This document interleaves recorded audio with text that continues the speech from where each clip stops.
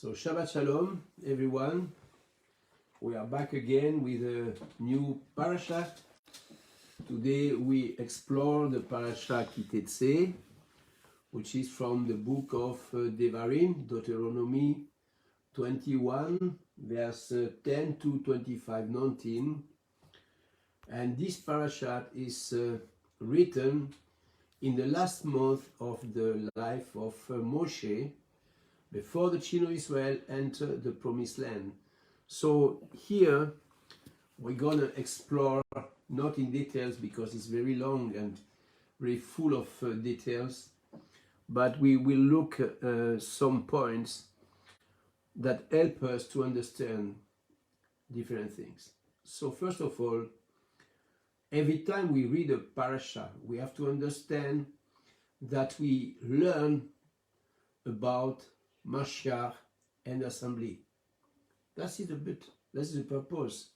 So we have to learn that, and it is not in the pshat level, this means in the literal, but according to the Pardes, the traditional teaching which existed in the first century, by the way, we can find that in the Brit Hadasha. We have 4 levels of interpretation in the Torah, which is a pshat, which means the literal. Then we have the remes, which is a hint. We bring something about, we have to understand. Then we have the drash, which is a teaching, what we learn from that. And we have the sod, the hidden meaning behind the letter. And this is which is the most important for all those who are in Mashiach Yeshua, because it is in the Torah. And we can see that if we have the eyes to see. I will demonstrate that.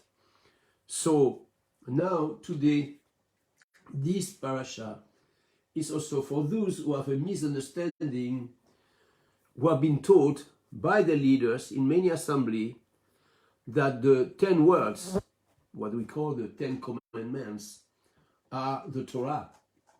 Not at all. The 10 words, which we find in the book of Shmot, chapter 20, the 10 words, the 10 commandments, are the foundation of the Torah. They are the doors. Every commandment is a door to the other commandments which are related to it. You remember Yohanan said, to love Elohim is to keep his commandments. He doesn't say to love Elohim is to keep his 10 words. Commandments. Here in this particular PARASHA KI TETZE, we have more than 70 mitzvot, 70 commandments, which are divided in 27 positive mitzvot, commandments, and 37 negative. Only in this parasha we find I say 27, 47, 27, 47, 27 positive, 47 negative. This is 74 commandments, mitzvot, only in one parasha. So if your teacher, if your leader in the assembly teach you that we have just to follow the 10 words, then he will have to explain you what you do with so many commandments that we find in this Torah, how you handle with the vine, how you handle with the house when you build a house, how do you handle when with your fellow, how do you handle with animals in the field, how do you handle with many things that are here in this parasha, how do you handle with ourselves concerning these commandments. I will go back to that. So I want to insist on the fact that all those who teach you, who teach others, who teach in assembly, that the 10 words is the Torah, are mistaken and teach what is not true. Teach what is not true. I have posted somewhere that if your leaders in the assembly do not teach the Torah, then you should leave, because you are mistaken. So now, I will go into the details for some point. So the Parasha Ki Tetze is when you go forth, when you go out, and it was based on the first verse of this parasha in Devarim 21:10, when you go out to fight against your enemy, and Yehovah your Elohim shall give them into your hand, you shall take them captive. This is the first verse of this, when you go out, Ki Tetze. Now, we have the first mitzvah, you shall see among the captive a woman fair of form, and shall delight in her, and take her for your wife. So when people were human beings, they go out, and the nations around them have the habit to put their young women with apparel and with a painting of face to make them attractive, to bring confusion into the mind of the man of war. So he said, okay, Jehovah knows the shortcoming of man. He said, okay, when you go there, you fight, and after that, you see a woman, you like her, because he said, she's fair of form, and you lust after her. He said, okay, then you shall bring her home to your house, and then, now, Elohim, in his wisdom, say, okay, you shall shave her head, trim her nails, put aside the mantle of her captivity, and shall dwell in your house, and mourn her father and her mother for a month of days. You see, here, he will remove all the beauty of a woman by shaving her hair, by giving her the clothes, which is no more the apparel that she had, to make her attractive, to cut the nails, which is a symbol for women today to have a, worldly form. And he said, okay, after 30 days, if you still lust of her, you can take for a wife. You understand? And he said, and after that, after the 30 days, you shall go in to her and be her husband, and she shall be your wife. But in the verse 14, he said, it shall be, if you are not pleased with her, then you shall let her go at her desire, but you do not sell her at all for silver. Do not treat her harshly, since you have humbled her. You have taken her virginity. You have humbled her. You have slept with her. Because when a man sleeps with a woman, it's not, when she's no more a virgin, then it is a moral action. It is like I make a woman defiled. If she's not more my wife, I have defiled her, because I have taken from her what represents the purity of a woman. So he said, you will not deal with us for silver or treat her harshly, because you have humbled her. We should learn today also to keep ourselves pure from a woman before the marriage. Because of that, the consequence is terrible. If I take a woman and I take her virginity, I humble her, because I remove from her the purity of her creation. So the consequence is I have to learn that if I take her, she becomes my wife. And for that, there is another mitzvah concerning the marriage. We have to understand that. So even in the case of a woman with a pagan, I have to respect her. So I cannot make money out of her, like I make out of slave.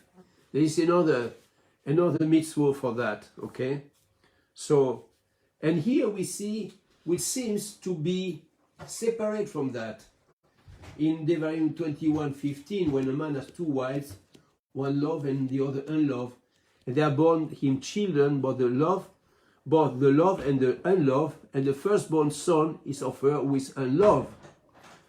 Then it shall be on the day he makes his son to inherit his possession, is not allowed to treat the son of beloved wife as firstborn in the face of the son of the unloved, who is truly the firstborn. This reminds us the story with Yaakov, Leah, and Rachel. Leah was put into the arm of Yaakov by Lavan. Yaakov loved Rachel, but the firstborn of him was Reuven. He was not another. He was the firstborn through Leah, the one who was not loved by Yaakov, but was married because she was the first, according to Lavan, she was the firstborn of Lavan. So you see, it is a similar situation, but Yaakov was not able to remove the firstborn right. When he, before he died, if you go into the parasha, in the chapter in Bereshit 49, you will see the struggle of Yaakov, who loved Joseph more than the others. He couldn't put Joseph as the firstborn because Reuven was the firstborn. So now here I want to keep going, and now we go in another part of the text in 21:18, when a man has a wayward and rebellious son who is not listening to the voice of his father or the voice of his mother, and who, when they have disciplined him, does not listen to them, then his father and his mother shall take hold of him and bring him out of the end of the city to the gate of his city, and shall say to the end of the city, this son of ours is wayward and rebellious, is not listening to our voice, is a glutton and a drunkard. Then all the men of the city shall stone him to death with stones. Then you shall purge the evil from your midst. Let all Israel hear and fear. Now, the sages of all explain that all these commandments, all these mitzvot, hang together with the woman we see, the woman that was taken from among the captive, the second woman. You see? So remember, because there is another commandment which says, if a man married a woman, he cannot go to war, okay? He has to fulfill his duty, and after that, later he can go to war. So the man is married, and he see another woman, he take the woman, he has now two wives. He has two wives. The wife he loved because she's attractive, she's from the pagans, he took her. And he has a wife, he's married already. He has two wives. So the first wife becomes the wife he does not love so much, because maybe she has bare already children to him. And now he has another wife. The son of the second woman, maybe not the son he wished to have. This reminds us an interesting story from Yitzhak and Rivka. If you remember, Rivka bare two sons to Yitzhak, Esau and Yaakov. And it is written in the text that Yitzhak loved Esau and Rivka loved Yaakov. It's very interesting because we see here the firstborn is Esau. But Elohim has already spoken to Rivka when she was pregnant. There was already the battle inside the womb. He said that the first son will be under the second, because in a natural process it should have been Yaakov to be the firstborn son. And the blessing, this is why she was fighting to get the blessing to her son Yaakov, not to Esau. You see, it's very important to understand that with Elohim we cannot reverse, we cannot change the things. Esau tried in the womb to take the position of Yaakov, and he came first out, and Yaakov hold the heel of Esau. It's very interesting because from that we have the battle even today. Esau against Yaakov still exists today. You see here again, man cannot remove what Elohim has spoken, and it was spoken with Rivka before the birth. He knew that Esau will already fight in the womb to take the place of the firstborn, which by birth he got. But we see in the story that Esau was not the man to receive the blessing, because he sold his birthright to Yaakov. And later on we see that Rivka took on her to that Yaakov got the blessing from the father, because she knew that the father will give the blessing to Esau because he's the firstborn. You see, so here we have the consequence of that. So we can elaborate on it. There is a beautiful teaching, but it's not for today. So now we have the rebellious son. We see now there is another which is very deep, and I will not stay long on it, but because it's very important. Is it in the chapter 21 from Devarim, verse 22-23, when a man has committed a sin worthy of death, and shall he be put to death, and you shall hang him on a tree. Let his body not remain overnight on the tree, for you shall certainly bury him the same day. For he who is hanged is a curse of Elohim, is a talui, ha-talui, the cursed one, so that you not defile the land which Jehovah your Elohim is giving you as an inheritance. This is applied in the Brit Hadashah to Yeshua, and we have a lot to speak about this consequence, which we find in Galatians 3, and we find in Corinthians, and we find in Colossians. I think we will make a special video for that, to understand that when, unlike Christianity, say that Yeshua took the curse of the Torah upon himself to set us free, that's not what it means. But we will have another teaching on that, another video, to explain what it really means in the fact that Shaul spoke about the fact that Yeshua became a curse for us.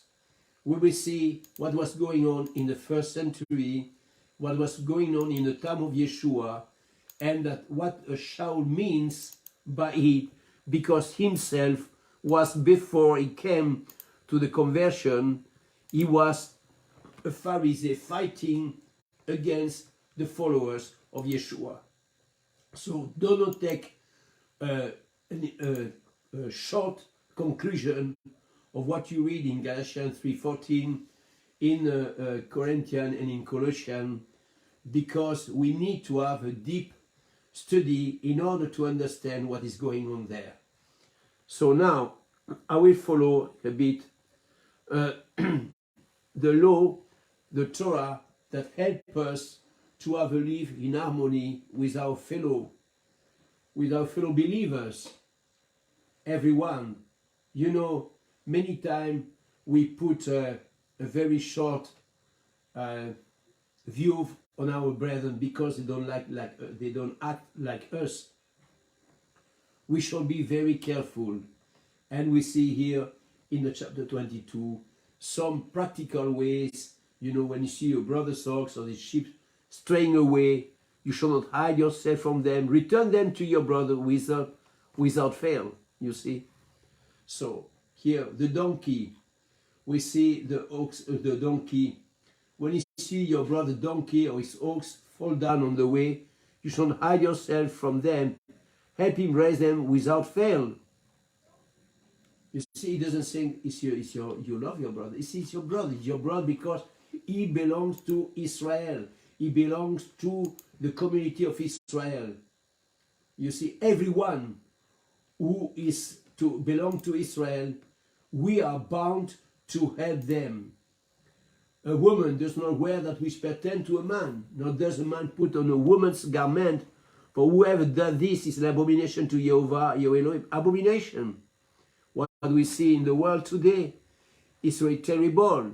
We see women who wear men's clothes, men wearing women clothes. We see that in the LGBT movement.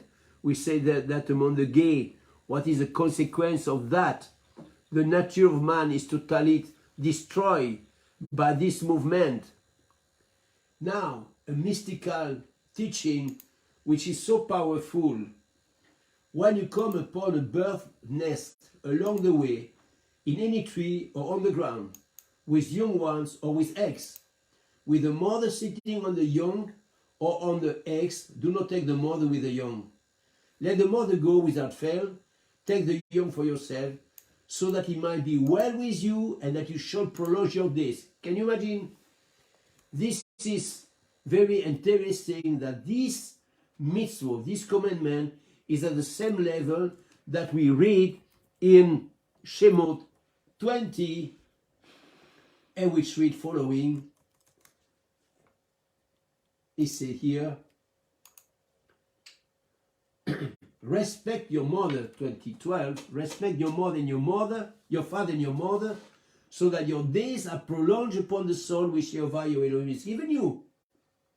Is the same level that the one we read here just now, you know, in the chapter 22, when we read,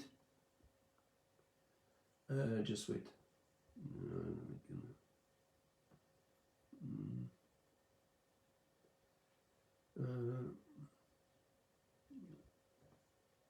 Let me sit down.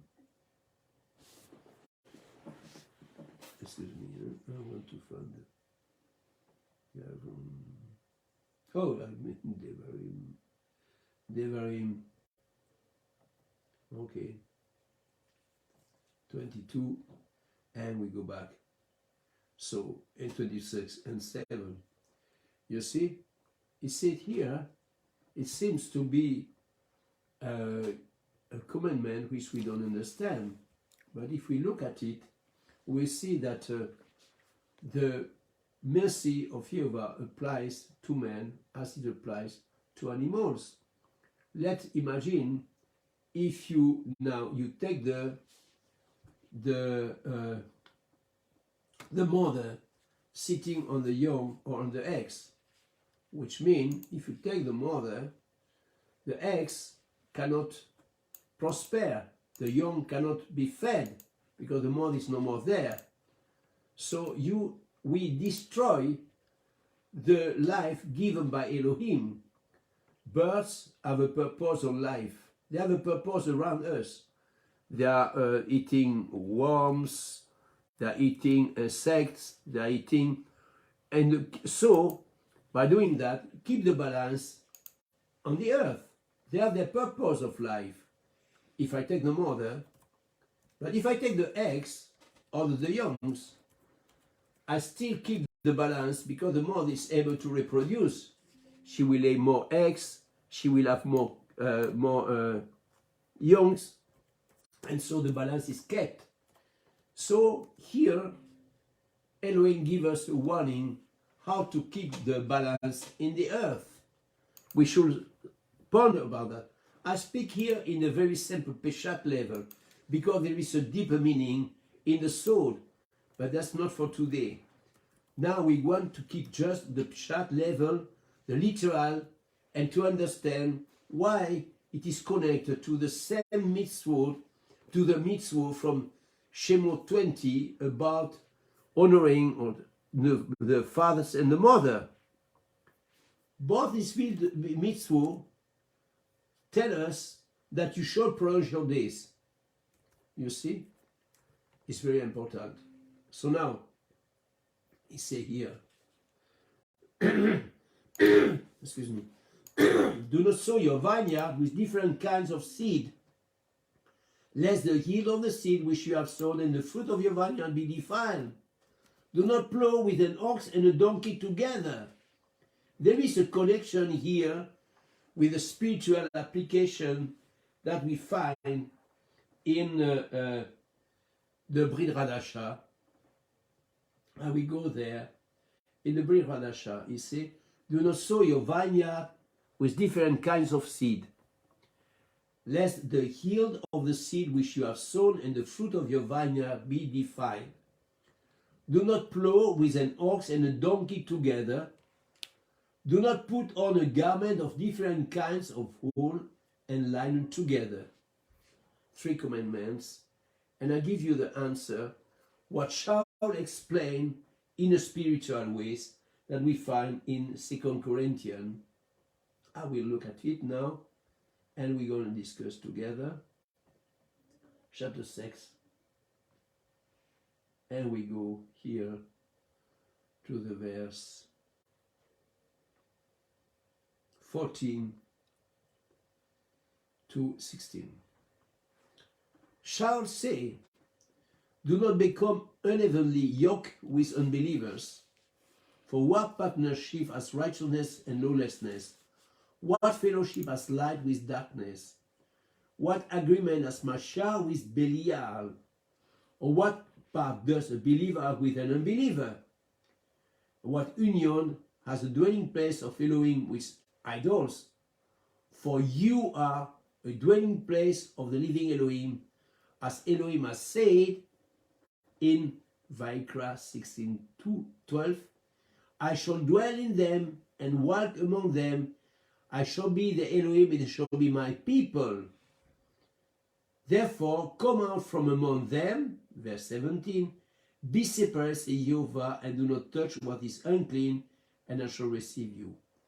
You see, Charles understood that the literal come to the spiritual. This is what we say when we speak about the Pardes, the 4 levels of interpretation. What can I learn from that? First of all, in the chapter, in the parasha from today, Ki Tetze, we learn very simply the application of the, let me see, the application of what is written, do not plow with an ox and a donkey, do not put on a garment of different kinds of wool and linen. You see, wool is represent the natural world. Linen represent the spiritual world. Remember, the garment is made of linen. You remember that is in the book of Revelation. I will try to find that here. In the book of here. I will go here, and we will have here. We have different words. The first is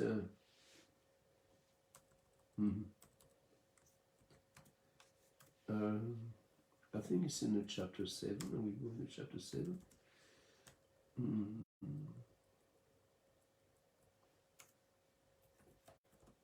Okay, we go to the chapter 19 first.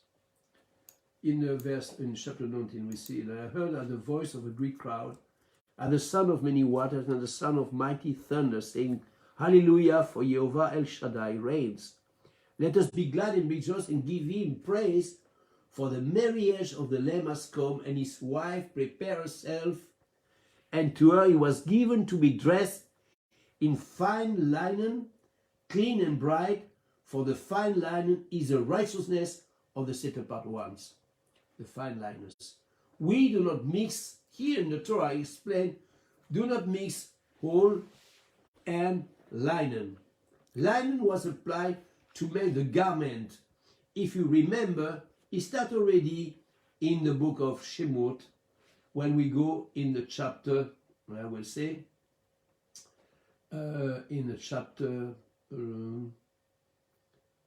let me see, that I remember.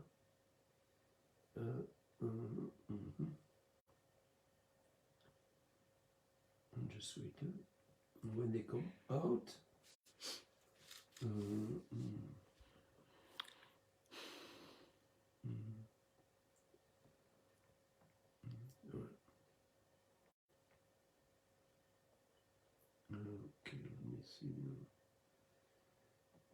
It's 19.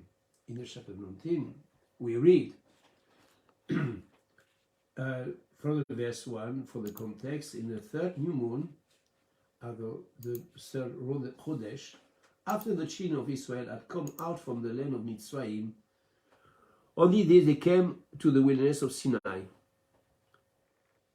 And I go down, and now, verse 3, Moshe went up to Elohim, and Jehovah called him from the mountain, saying, this is what you are to say to the house of Yaakov, and declare to the children of Israel. The house of Yaakov, the children of Israel. Israel is Yaakov. We see here, he said the house of Yaakov, which is the literal meaning, which represents the physical world, and declare to the children of Israel. Israel is Yaakov, the spiritual part of Yaakov. You have seen what I did to the Mitzrayim, and how I bore you on eagle's wings, and brought you to myself. And he said now, and now if you diligently obey my voice and shall guard my covenant, then shall be my treasure possession above all the people, for all the earth is mine. You shall be to me a reign of priests and a set-apart nation. Those are the words which you are to speak to the children of Israel. Now, he said,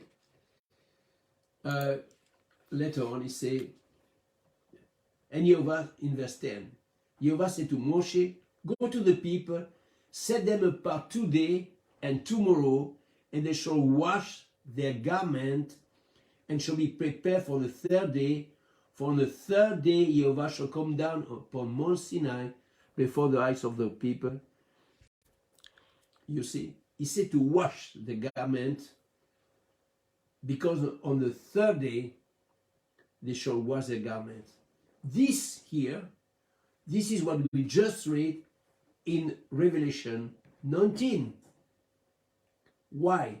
Because the third day represents the day of the millennium, or the reign of the Mashiach, when Elohim will come to live among his people, in his people. In his people, we are the temple of the living Elohim. You see, so this is why here we have again in the book of Devarim 22, the commandments, the mitzvah of not to mix, not to mix, not to put on a garment, 22:11, Devarim 22:11, do not put on a garment of different kinds of wool and linen together. Separate. Separate. You see, once again, we have a mitzvah that explains something which is deep in a understanding. We have to go to dig into the soul level to understand what does it mean, because it's pointing out to the work of Mashiach, what he has done in our life to set us apart from the world. And if we don't learn the Torah, if we don't go and dig into the Torah, we will not see that. And what's happened, remember what Paul said, Shaul says in Romans 12, verse 2, he says, I beseech you, brethren, do not be conformed to this world, but be you transformed by the renewing of your mind. What does it mean? What does it mean? It means that we have to change our view by adopting the view of the Torah, the view of Jehovah, the word he has given to us to change us. We who are coming from the going, from the nations, we need to be renewed in our mind. How is it possible if I don't learn the Torah? How is it possible if I don't accept that I don't know anything? If I reject the teaching of Judaism? Judaism, our brethren Judah, they know much more than we know. We have to learn from the Torah. We have to learn from our brethren from Judah. We have to learn from Judaism. And so we will be transformed in the renewing of our mind. If we reject and mock the rabbis in the teaching, we are going against the will of Elohim. If you don't believe that, you will experience it. You will experience it. But if you love your brother Judah and learn from them, then you will see a real change in your life. You will see the transformation by the Torah. The Torah is a living word which transcends space and time, and we change our nature from the earthly to bring in a heavenly, in a spiritual way. We will transform. And if we refuse that, then we just go and pass by on her for nothing, no change in our life. If I go in a dead assembly, which teach me always the 10 words and the Haftarah, then I am losing my time. I will not be changed. If I refuse to be changed, then I am a stubborn child and I will not grow. I will not grow. You see, that's the problem for many. Many today do not understand that studying is work.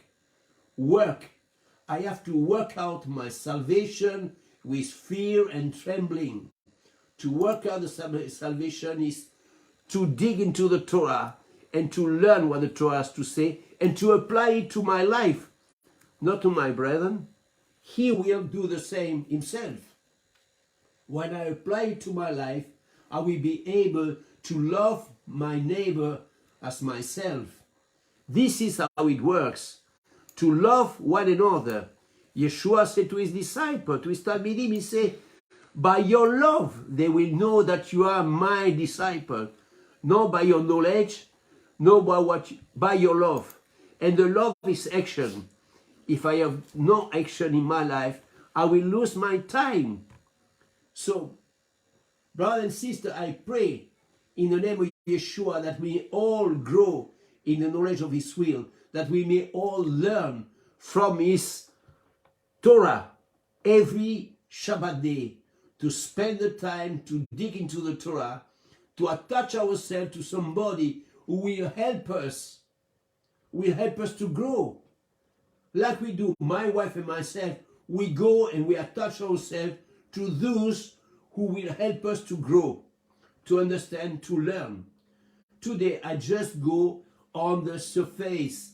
I just go in a very simple ways to show you something. But we can dig much more.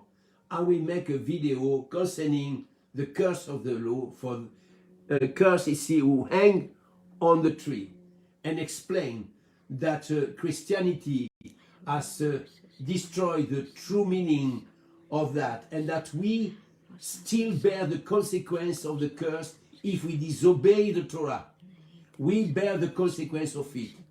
And we bear also the consequence of blessing by obeying the Torah. But it's with a much deeper meaning, and that we will bring it in another video. So I hope this video help you to understand some few things from this PARASHA KI TETZE, which contains 74 mitzvot, positive and negative. So we have to learn from it in order to be transformed. How do I love my neighbor as myself? If I don't apply this mitzvah to my life, then I don't love. I lack of love. I lack of love. This is why we see in the social media so many fights with people who have never taken the time in the assembly to be trained in the Torah. They fight for nothing. They fight for the sacred name. They fight for nonsense. But they don't grow. They don't grow. They have no love. They are dry trees. So I let you with these words and see you for the next parasha, Jehovah's willing, and wish you a blessed week, a blessed time in studying the Torah. May you be blessed in the name of our Adon Yehoshua HaMashiach.